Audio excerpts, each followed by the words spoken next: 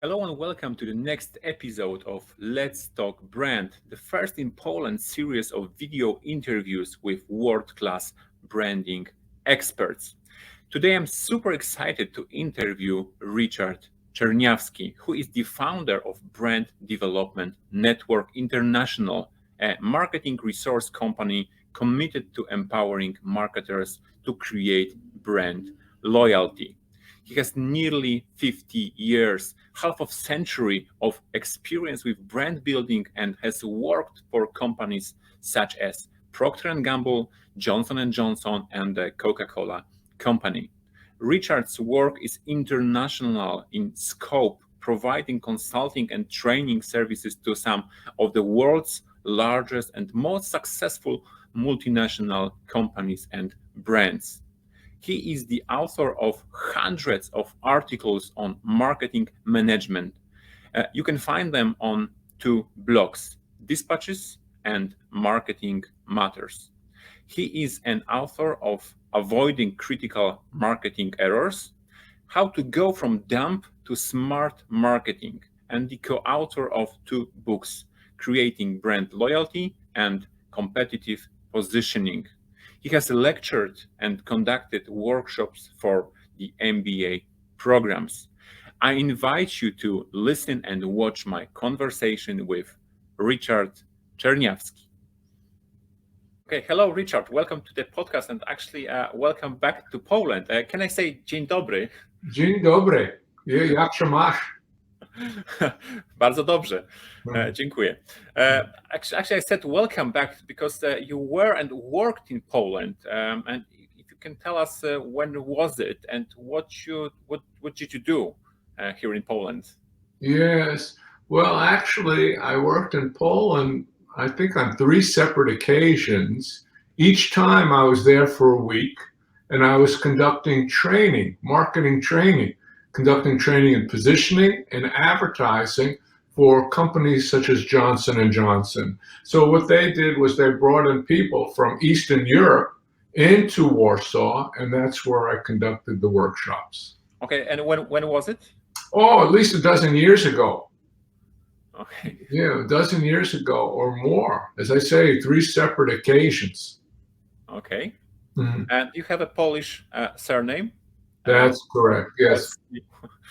What's your story? What are your roots? My story is an interesting one, I think, at least for me. My father is Polish and my mother's Italian. However, each of them are first generation Polish American and Italian American. And so we never really learned how to speak the languages because they wanted us to be totally assimilated in America. So while my parents spoke their parents' native languages, we didn't get language instruction. We picked up what we heard, and the Polish family spoke Polish to one another when they didn't want the Italians to understand, and vice versa. So some of the words we picked up were not such good words, by the way. Okay, and you were also a naval aviator, and then you Yes, became I a was. marketer. And how did naval aviator became a marketer? Well, the Navy, the Air Force, the Army brought people to this area, Pensacola, where I live now, so that we would not only do our duty, I was a flight instructor here in Pensacola, but that we would be able to go to graduate school. So I went to graduate school and got my MBA with a concentration in finance. However, Procter & Gamble came to campus, and one of my friends kept on talking about brand management, and I just wanted to get a practice interview. And I interviewed with Procter & Gamble, and they said, hey, join us. We'll make you president of your own brand. And I thought that I would be a better security analyst if I understood really marketing and how companies operated. So I joined Procter & Gamble, and I found that marketing was the right place for me. Okay. Yeah. Okay, this is some private questions to give Sure. the audience a little background, who you are, where you come from. Yes. And Richard, I I really like to simplify complex ideas, because I think there is a lot of confusion about the concepts and the definitions and what is the connection between them. And it would be great if you could explain this whole ecosystem of definitions, but I think we do not have enough time. But Brenda Benz, with whom I've already talked about leadership, the link is going to be above, I guess, wrote to me, Richard is very good at brand positioning. So let's start with positioning. And if you could explain what is positioning. Of course. So really, I'm going to give you two definitions. I'm going to give you the definition of positioning, and I'm going to give you the definition of competitive positioning. So when we think about positioning, it's the customer-focused strategic practice of transforming a product, a service, a compound, whatever you're marketing, into a brand. So it is that focus, strategic thinking of transforming products into brands. And when we think about competitor positioning, we're thinking about how we want our target customer to perceive, think, and feel about our brand vis-a-vis or versus the competition. So those are the two definitions that I would offer to you. Actually, I believe we have both those definitions in our book, Competitor Positioning. Most certainly, I would have them in my latest book, Avoiding Critical Marketing Errors. Okay, do you have this book with you somewhere? If you can show it. I have, I can show my book. Well, here's Avoiding Critical Marketing Errors. That's the latest one. And actually, that's the one we should read. You should read, absolutely, because I think that winning and losing comes down to not making mistakes and doing things very, very well. And yet marketers makes incredible number of mistakes. One of them is mispositioning, positioning, or mistargeting, or the lack of differentiation, or eminence versus evidence-based marketing. These are common errors that marketers make. And when you think about it, they're no different in our products. I like to say our products are eggs. They work in the same way. They do the same things. They get the same basic results as the next one, right? And so we really have to use our critical thinking, our ability to think strategically. That becomes the critical difference in winning in the marketplace. So we have positioning, we have competitive positioning, and I guess you're going to have a follow-up question, because I talked about transforming products, compounds, services into brands, right? Yes, exactly. But let's go back to mistakes. Can we really avoid marketing mistakes? Because I think the history of the marketing is also the history of mistakes, because we are trying new things, we are exploring new areas. So mistakes are the part of the game. Yes, but I think that if we were to follow best practices, use quality processes, and employ proven principles, we're going to have far fewer mistakes. So there are mistakes of omission and mistakes of commission. We're always going to have those mistakes of commission, but we shouldn't have those mistakes of omission. And so if I were to ask a team, do they have a brand positioning strategy statement? And if they don't know if they have one or they don't have one, that's a critical error of omission. We need to have one. If we don't have a campaign idea in our advertising to support it, that's a terrible mistake as well. That's a terrible error. So these are the type of errors that I'm talking that we should really avoid. And by the way, you mentioned something that we're always trying new things. I don't believe that we're always trying new things, Lukasz. I think we tend to do the same things over and over again. That's what I call eminence-based marketing. Eminence-based, the category's already always done it. We always have done it. This is the way our chief marketing officer believes it should be done. And so we do those same things over and over, and they're the same things everyone else does. So we very infrequently, as the marketing community, venture out. And if we do venture out, we should test our way out. Test and iterate our way to success. So that to me is a best practice. You test everything. I know what I'm going to get for this because guess what? I've tested it. I've already done it. And that becomes evidence-based marketing. All right. Yeah. Okay, so let's follow this competitive positioning. How to succeed in today's chaotic, fast-moving, and competitive marketplace, because we live in the era of sameness. Products or services are similar or are the same. So when the prospect do not see the difference, what matters is price, and this is a fatal strategy, I guess. Oh yes. Yes. Okay, so how to succeed in today's market? Well, I'm glad you mentioned price because there are only 4 ways to win in the marketplace. Okay. Number 1 is a lower price, but none of my clients have lower prices. As a matter of fact, they have premium prices. So one way to win is price. The second way to win is muscle. I have more resources, more feet on the street. I do more advertising. I throw more into it than my competitors. Very inefficient. Very few companies have that muscle or will use it because it's so inefficient. The third way is superior execution, which is really a joke. Very rarely do we get adequate execution. To demand and count on superior execution is really a fallacy. You're not going to get it. And so the fourth way is differentiation. Even if I had all of the 3 previous ones, I need to be able to differentiate versus the competition. Goes back to my definition of competitive positioning, how we want our target customers to perceive, think, and feel about our brand, not product, not compound, not service, our brand versus the competition.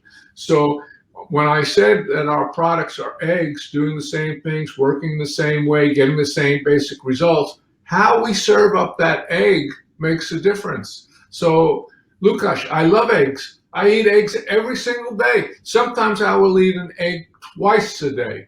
But if you ask me to eat a soft-boiled egg, I won't eat it. I don't like it. On the other hand, I preferred my eggs fried over easy. Scrambled eggs, they're okay, but I'd rather have an omelet.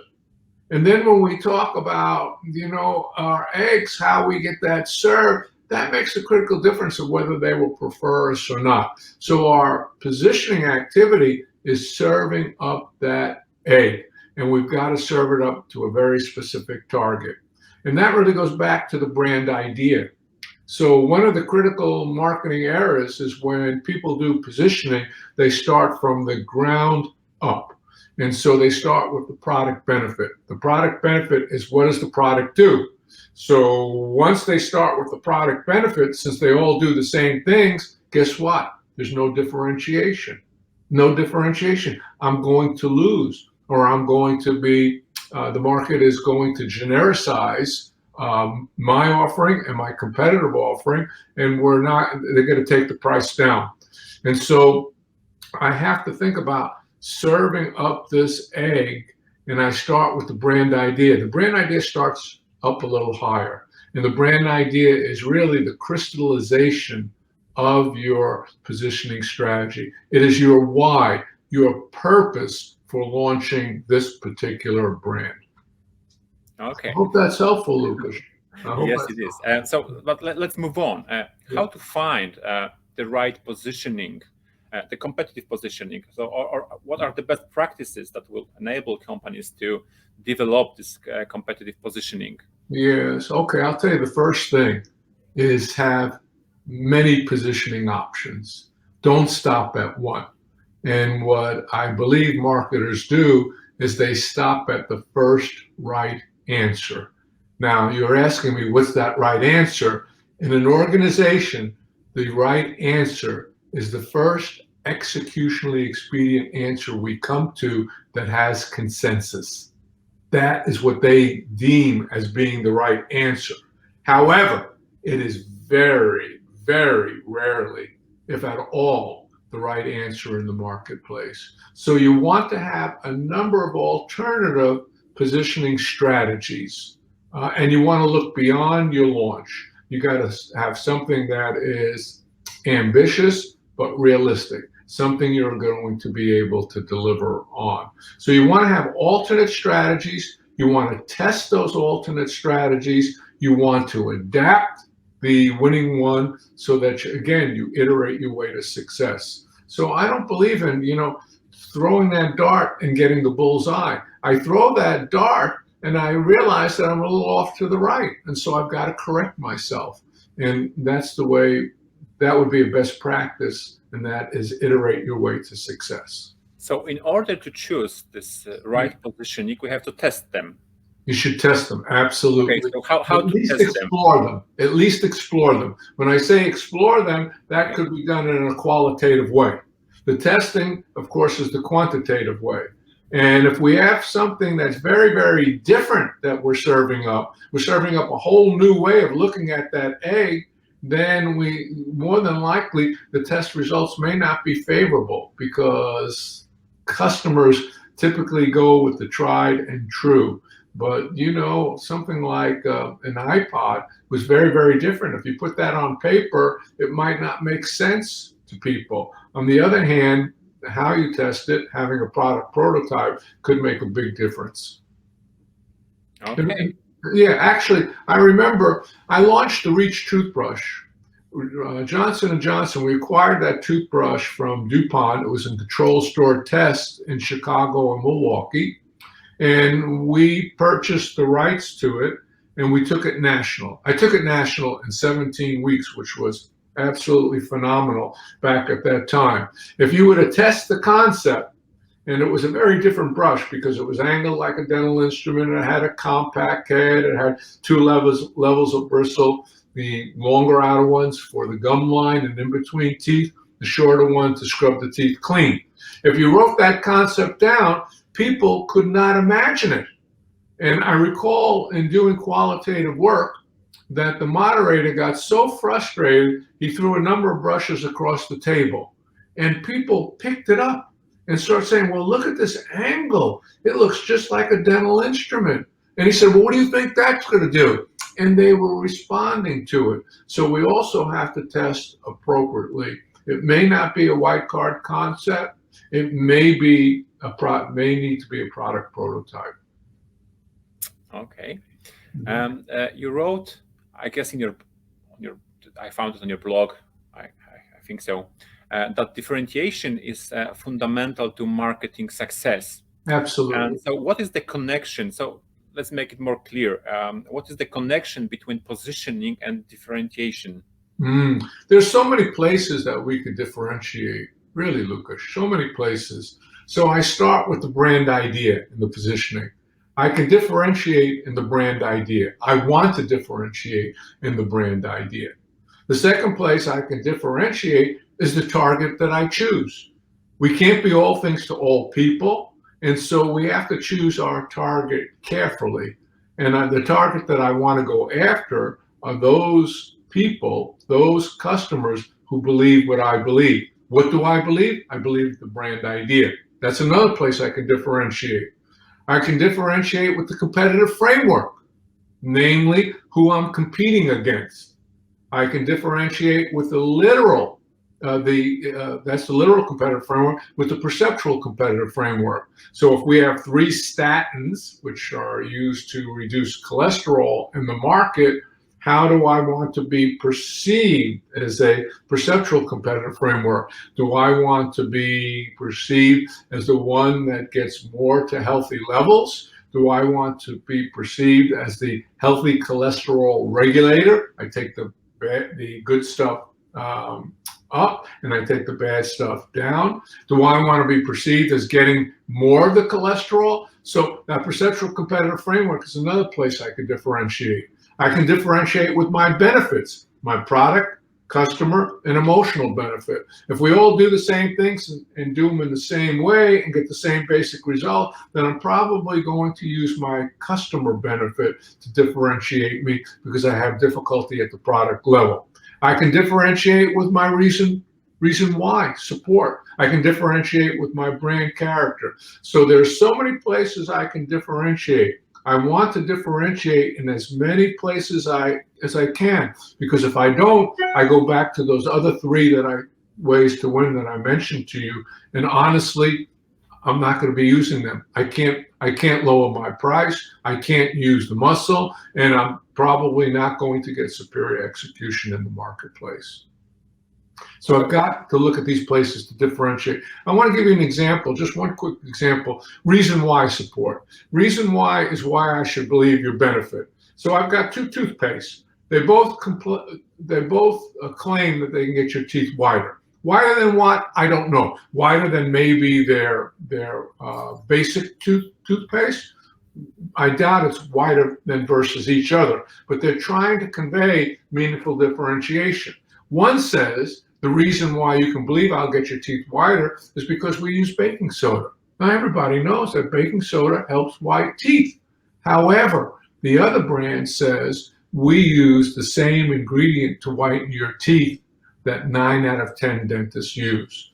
So here it is. I'm going for the second one. The differentiation is in the reason why support. Okay. Yeah. But which way of differentiating is the most durable? Because some of ways can easily be copied by competitors. Absolutely. Absolutely. The brand idea is the main way, the brand idea. And by the way, the brand idea is not going to be fixed. I have to evolve the brand idea over time. I call that positioning. So there is repositioning. Everybody's familiar with repositioning. My brand is not doing very well, and I need to go out and reposition it. That's revolutionary. When we reposition a brand, we negate all the previous investments we've made in it. We confuse our customers. And so repositioning, it also happens at the downslope of the life cycle. And managements and organizations won't put up with a repositioning for very long. They'll give you 3-6 months to prove it. You don't prove it, they cut the funds, and there goes your brand. Positioning, if you think of a life cycle of a brand and you think of that bell curve, it starts as the brand is still going up, but where the rate of increase begins to slow down. Then you want to proactive positioning. You want to make that evolutionary change. So you should always be evolving your brand idea. And that means improving your product, improving the services that you provide with it, because your product has two parts. It's got the physical part, tangibles, and then they have the intangibles, stuff that you won't find in the box, stuff you won't find in, I've got an Apple in front of me, stuff you won't find in my Apple Mac. But that's the Genius Bar. That's the one-on-one instruction. That's Apple Care. Those are additional intangibles that make the offering much more attractive. And by the way, we've written about this in our book, Competitive Positioning. Let me see. So here's the book, Competitive Positioning. The one. All right. This is a blatant sell. So remember the two books, Competitive Positioning and Avoiding Critical Marketing Errors. And if you want to go back to the beginning, and that's creating brand loyalty. That's what our role in marketing is to create brand loyalty. Create means bring the customer into existence. Brand is that special bond, the relationship we have with the target based on shared values and experiences. Loyalty means unswerving devotion. Something new comes into the marketplace or they copy what we're doing. We have the loyalty of that customer. Okay. Okay, you also wrote, I don't remember where exactly. Yes. There are far too many barriers that thwart the achievement of relevant, meaningful differentiation. So what are most common barriers? Yeah, I think that the only barrier that we should be concerned with about getting differentiation is the lack of imagination. Really. So if I think about a marketer, and I look at, say, what are the 3 most important qualities of a marketer, I would say number one is that creative intelligence. Remember, I said to you that I think you need to have alternate positioning strategies. You have to have options. When I do a project with a client, I will come up with a minimum of several positioning strategies with them, okay? So number one, creative intelligence. I see many options and I can choose the best one from them. The second one, I think, is curiosity. I've got to constantly be curious about how things work, where we can go with this, what the consequences, what the opportunities are. So curiosity is really a very, very important one as well. And the third one, I would say, is dissatisfaction. So people talk about, is the glass half full or is the glass half empty? I don't give a damn whether it's half full or half empty. You should be dissatisfied that it's not full. And what we need to do is figure out a way how to fill that glass. So to me, the biggest barrier to that differentiation is lack of curiosity, lack of laying out those creative options. That becomes, and not being dissatisfied enough to do your best possible job. You remember I mentioned to you earlier what was the right answer in the corporation, and I defined it as the first executionally expedient answer they come to that has consensus. And it's very, very rarely, if at all, ever the right answer. So what I say to marketers, if you believe you have the right answer, wonderful. Put it in your pocket and try to beat it. Try to beat it. If you try constantly to beat it, if you recognize that with this egg, the way you're going to win in the marketplace is outthinking your competition, then you will be able to put in differentiation. So if I'm your chief marketing officer and you share something with me and it has no differentiation, I'm not gonna support it. I will not support it. If your advertising looks like everybody else is advertising, making the same claims, I am not going to support it because I know that I'm not going to get a return on my investment. It's that simple. Okay, unless you are cheaper. Unless you're cheaper, which we're not going to be cheaper. We are not going to be cheaper, right? None of my clients go with cheaper. They're all premium priced. Absolutely. Okay, so the biggest barrier is the human or the human brain, or absolutely. Yes. It's being ignorant of not having differentiation. I would also say to you is that oftentimes clients or marketers don't take a good look at what the competition has to offer. And so we developed a tool for this some time ago called the positioning matrix. And in the positioning matrix, you lay out your positioning and you lay out your competitor's positioning. And we get our competitors' position, we can infer that from everything that they're doing in the marketplace. We can infer. And then we can see whether or not there's differentiation and where the differentiation might be. So this is really a practice that few marketers undertake, putting it together in a positioning matrix. If I ask a client, do you have a positioning strategy? Tell me what the positioning is. I'll find that they're unable to do that. Error number one. If I ask them, do they know what their competitor's positioning is? They don't. Error number two. And I'll save you 45 minutes or 2 hours worth of work to give you the answer. When they lay out positionings, theirs and their competitors, there's no differentiation. And so error number three, you got to make that change. You got to differentiate. Okay, but why we still imitate? This could be called parroting. Why we are imitating? I see this on the Polish market. That companies imitate each other's strategies, each other's way of communication. Yes.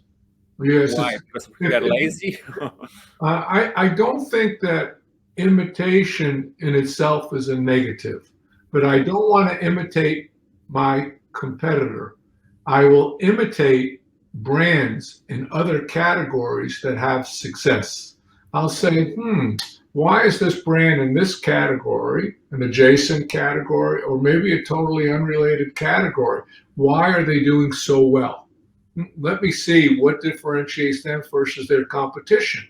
Might I be able to do the same thing in my category for my brand? So that in itself is a way to help me find differentiation. Remember, if I imitate and I do the same thing that my competitors do, I'm genericizing my category. When we throw out the same benefits that our competition has and customers see it as the same, there's only one way to differentiate. They'll differentiate on price. I do not want them to genericize my category.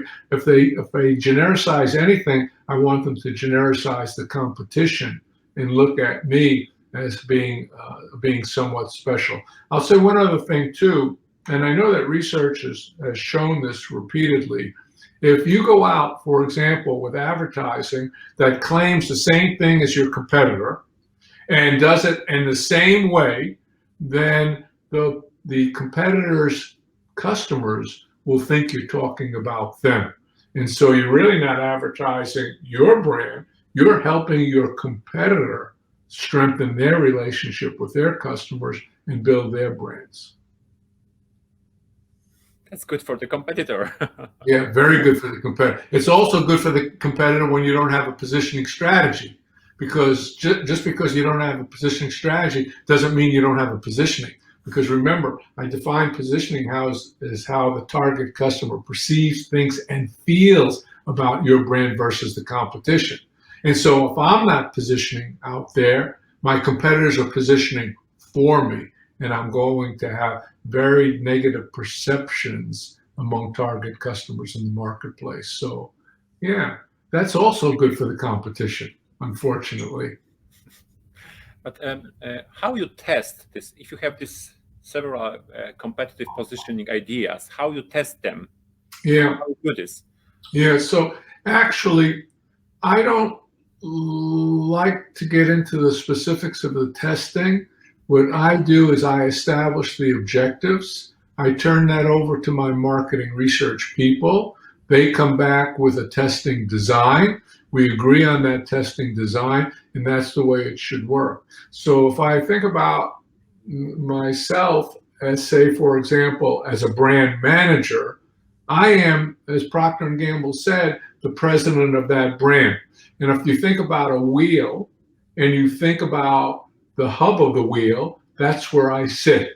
Those spokes are really my resource groups. And one of those resource groups is the market research people, competitive intelligence, however they're referred to in a particular company. So they need to establish the objectives. We agree on the objectives. They come back with the design. We agree on the design. Then they go ahead and do the research. But I will say this. I prefer to do, anytime I do testing, I prefer to do an exploratory before I do the actual quantitative testing, because I'm going to learn during the exploratory. I mentioned to you I wanted to have several options. I might break those several options down into 3 options that I go into actual testing with, but I will explore all several. When I test, I'm not necessarily looking for the winning one, because I'm having to balance a number of things. I'm having to balance my differentiation. I'm having to balance who my competitors are. I'm having to balance what my company's capabilities are. To do that, I can do that. My target customers can't do that. And so when I go into testing, I'm basically looking at, are there any red flags that are getting in the way? Are there any red flags? I will tell you that when I launched the Reach toothbrush back in 1977, before we acquired the Reach toothbrush, my predecessor did one damn thing. And the one thing he did was he did a blind product use test of Reach versus Oral-B. Oral-B was the leading toothbrush in the market on a value basis. And blind means they sanded the name Reach off the handle. They sanded Oral-B off the handle, and guess what? Oral-B won 60-40. So every time I went through the company pitching for the acquisition of Reach, people asked me about that 60-40 loss to Oral-B. And my explanation was, we didn't lose 60-40 to Oral-B. The customers didn't know that was Oral-B. They knew it was a straight toothbrush. And 100% of the market was straight toothbrushes. To me, it said 40% of the market, without a concept, preferred Reach. And so it said to me, we had an opportunity for 40% market share, and with a concept, maybe even more. So we have to have, we can't do mindless research. We have to do very, very mindful research. Only we marketers, we use the research not to tell us which is the best one, but to inform our judgment so that we make the right decision. Your advertising people will tell you that all the time when they talk about testing advertising. But I will say this, I don't care if you test your advertising or not. If it doesn't have a campaign idea, critical marketing error, I will not put resources against it, because likelihood of it being successful is relatively small. I was about to talk with you about your book, Avoiding Critical Marketing Errors, and ask you what are the critical marketing errors, but you've already pointed some of them. Oh, yes. I've been pointing them out. And you asked me once before, not in this session, you asked me really what was the purpose of mine, what is our why, for Brand Development Network International. And I mentioned to you that our why is really to empower marketers to make their marketing matter more. And we do that through leading collaborations of getting the team to identify these types of options and develop positioning strategies behind it, brand ideas and positioning strategies. We do it through marketing training, but we don't do training for the sake of training. We actually, in the training, get real work done. We work on their brands and we provide them with the training such that they can make their work more productive. And the third way is coaching. That is leading them to a place they couldn't get on their own by identifying what we need to see to make the work more productive. So yeah, I want to empower marketers, and even the sharing, I'm trying to empower marketers to make their marketing matter more. We reduce the number of errors, our marketing is going to matter more. We do the right things in the right ways, then our marketing truly will matter more. Okay, how you train your brain to still be curious and creative? Because I truly believe that that we have to train our cognitive empathy. Because we have to train this by looking at things, seeing campaigns other companies are doing, etc., etc. How you train because you're on the market, you're working on the market half century, 50 years. Yes. And you are still creative, you're still curious. Absolutely. And this is because of your work you're doing, or just because you train somehow to be still curious, or it's a kind of a mindset? I don't know if you could explain this, because I guess. Wow. You're asking me the most difficult question. I can ask anything, as I said. I think by nature I'm curious. By nature I'm dissatisfied.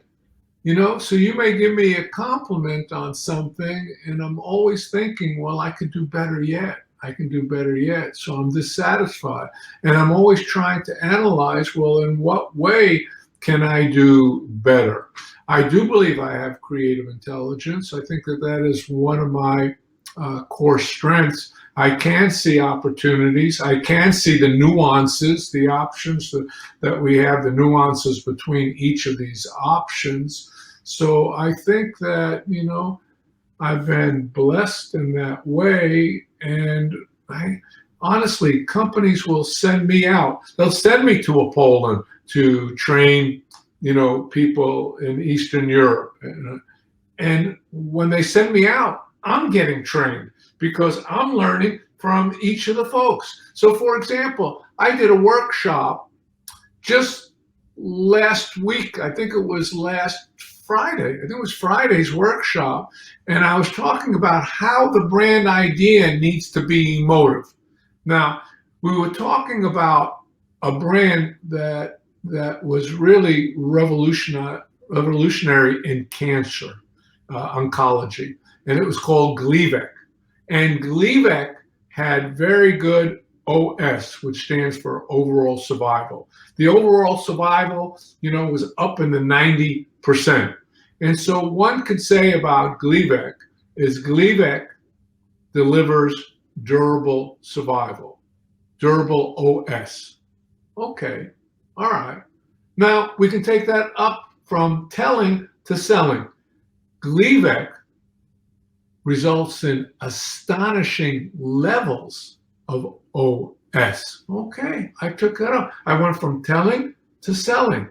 And the third way is Gleevec transforms cancer from a death sentence to a chronic condition. That last one, is so much more powerful. And I was sharing with folks how we needed to be emotive. And really, someone said something that led me to actually lay out those three pieces to show the difference, among those three pieces. So how can people get more curious? You mentioned empathy. How do we get more empathy? Well, there seems to be evidence that if we read novels, that we become more empathetic. We put ourselves in the character's shoes. So I would say to people, read. I would say when you watch television, don't flip through the commercials, watch the commercials, right? I would also say, get your head out of the cockpit, aviation term, get it out of the cockpit, look at what's going on in other categories. So if you truly want to be a professional, act like a professional. We don't go to work from 8 to 5 or 8 to 7, I don't care how many hours you're working, and go home and forget about what we're doing. We're always needing to see and learn from other brands, on other categories, other companies, etc. Lucas, it's pretty curious that when you have a company, say, for example, like Johnson & Johnson, where they have 3 sectors, they have pharmaceutical, medical device, and consumer, that very rarely will you find people in one sector who know the brands in the other sectors. They should know this stuff. They should be curious about it because they can learn from what they do and how they do it and the results that they get. Yeah. I'm really curious what you think about the sentence, which I hear very often when I meet companies and then the entrepreneurs, that it's better done than perfect. So let's stop here because it's better done than perfect. We don't have to look for other ideas because better done than perfect. And I hear this very often. Yes. I hate this sentence because I try to do the best I can, and that's what you said. Yes, yes. We should try to do the best that we can. Why wouldn't we want to do the best that we can? However, there is a time to get out into the marketplace. Exactly. There is a time. So I was talking with a young entrepreneur here in Pensacola, and I saw what she had, and I said, it's time to get out in the marketplace. And you need to get out in the marketplace and evolve your way there. So when we say it's better, did you say better done? Better done than perfect. Yeah, better done than perfect. I've got to get out in the marketplace eventually. How will I know it's perfect until when I say better done, I believe I've done the best I can. Now I put it in the marketplace and I've got to be attentive to the feedback I'm getting. And based on that feedback that I'm getting, then I will evolve my way. I will evolve. You know what they say? Mike Tyson said it.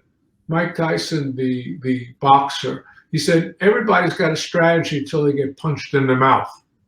And so I have something, I'm done, and I put it out there, and I'm going to learn from it, and then I evolve. But you've got to know what you're expecting, and then you have to inspect for what you expected. And that goes back to having an evidence versus eminence-based culture. That's something that Chief Marketing Officer is responsible for developing. And we all know that the Chief Marketing Officers, their tenure has come down to like 20 months. And I think a good part of that is because they're not building evidence-based cultures. They're the ones that are responsible for that evidence-based culture. Sally Hogshead has changed this sentence, better done than perfect, into something like, it's better to be different than better. Yes, absolutely. So there are two classifications of benefits. One is better, and the other one is different. So if I were to say to you, Lukasz, when you woke up this morning and you put on your shirt, did you say, oh my gosh, my detergent's not getting my shirt clean enough? No, I doubt you said that. And so if I come out and I say, as a detergent, I get your shirts cleaner, your clothes cleaner, you're thinking, how the hell am I going to get these clothes any cleaner? They're as clean as can be. On the other hand, if I come out and I say, hey, I keep your clothes looking new longer, or I keep the colors from fading, that's different. And if that different is relevant to your target, you will see the bigger boost. Yes, better can work for you, but it has to be so much better that it can be evidenced. If it can't be evidenced, then it's puffery. It's got to be evident. So different, if it's relevant, it will typically produce better results than an ER. This is one of those proven principles, okay? This is something that marketers should know and should understand, but they shouldn't shy away from better. They need to ask themselves, when they do better, like Gleevec was better by far. It wasn't different. It was getting that overall survival to the point where they were turning it into a chronic condition. Okay, so one most important sentence for our audience, maybe not using the sentence from Sally Hogshead. What would that be? The one sentence or one thought that we can take from you and start using? Yeah, so you want me to come up with one sentence for our marketers. That's the challenge. Yeah, and I would say, remember your role. And your role is to create brand loyalty. That's what it's about. Whatever you do, think about creating, bring that customer into existence. That's what Peter Drucker said. Peter Drucker said the two most important functions in the organization are marketing and innovation. All the rest are costs. Marketing and innovation, by the way, are not, mutually exclusive. We should be innovating as marketers. So create, bring that customer into existence, creating the brand, that special bond, the relationship that we have with our target customers, right? Based on shared values and the experiences. And then the last thing, loyalty, the unswerving devotion. That is our role, and we should not quit unless we are actually creating that brand loyalty to make our marketing matter more and to make it matter, period. I add the word more because people get upset with me when I say make your marketing matter. They'll say my marketing does matter. Okay, you think your marketing matters? Good. Be dissatisfied. make it matter more. Wonderful. Okay, thank you. Thank you so much, Richard. Thank you for sharing your knowledge and with Polish entrepreneurs, marketers, and students as well. But before you go, it would be great if you could invite the audience, the people who are listening and watching us. Where can we follow you? Sure. So I would invite everyone to go to the website, which is BDN, Bravo Delta Nevada, dash, not an underscore, but dash, INTL, India, Nevada, Tango, Lima.com, BDN-INTL.com. Subscribe to our blogs, Dispatches, and Marketing Matters. And every week you will get 1 or 2 missives about a subject on marketing. People could also reach me at Richard Charlie Zebra, Richard CZ, the first 2 letters of my last name, Richard CZ at, again, BDN-INTL.com. And I hope that people will also purchase any one, hopefully all 3 of those books that we have, and read them and apply them. That's one other thing I want to say. There are those that I believe that are active listeners, and there are those that are passive listeners. The passive listeners, they may get some of that stuff up here, but the active listeners are the ones that are always saying, how do I apply it to my brand? Let me apply it to my brand to get better outcomes. So I want everybody to not just go and purchase and put it on the shelf, but actually to use these things. Okay, thank you, Richard. It was really a pleasure to have you here. And actually, thank you for being a part of something which my Davis called this branding revolution. He told me that I'm the part of the branding revolution, doing this podcast and asking Richard Czerniawski and other experts about how to do positioning, how to build brands, how to do marketing better. And actually, okay. Richard, I think that's terrific. I want to acknowledge you for doing that. I think you're doing an incredible service in helping people's marketing matter more. And I would love to see your base grow multifold, grow geometrically.